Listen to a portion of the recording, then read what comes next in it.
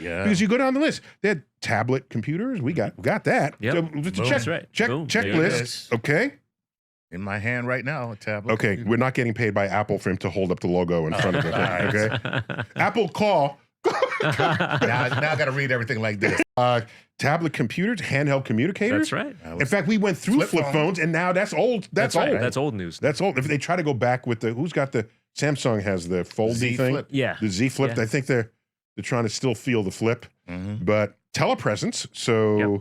We can Zoom with everybody. We can meet I with think everybody. AT&T was already on the heels of that with their video phone, and I don't think people realized at the time that when you call someone, they don't always want you looking at them. Well, yeah, we learned that the hard way in the pandemic. Oh my goodness.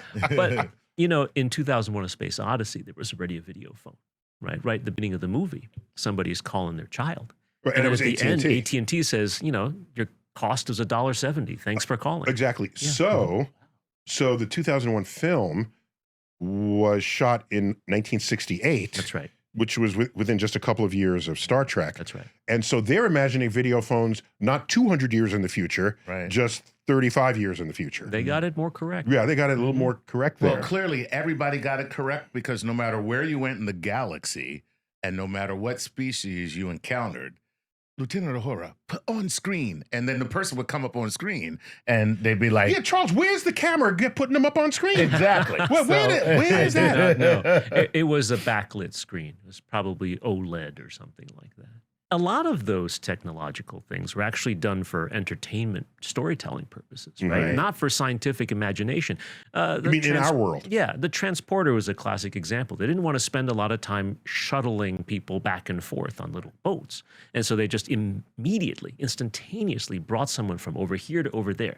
It was only after that became such a cool feature of the entire show that people started to retcon it and retroactively try to figure out what was the physics behind it. And they ran into all kinds of problems. So they just sort of said, yeah, it just sort of works. You give them a hall pass on that one. Yeah.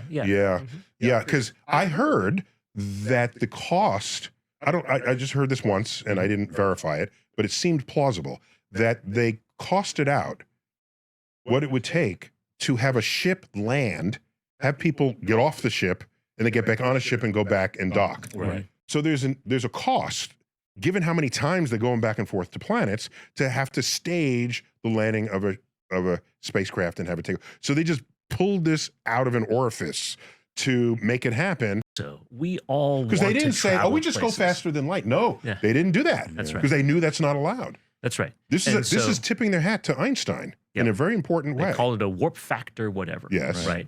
And that warp drive eventually became also a significant storytelling thing, because then that meant it was an engine, and that engine had to be worked with exotic materials. There was a new thing invented called dilithium. Dilithium And crystals. the crystals were somehow important in making all of the matter-antimatter transaction work properly, although the terms matter and antimatter weren't used all that much in the original Star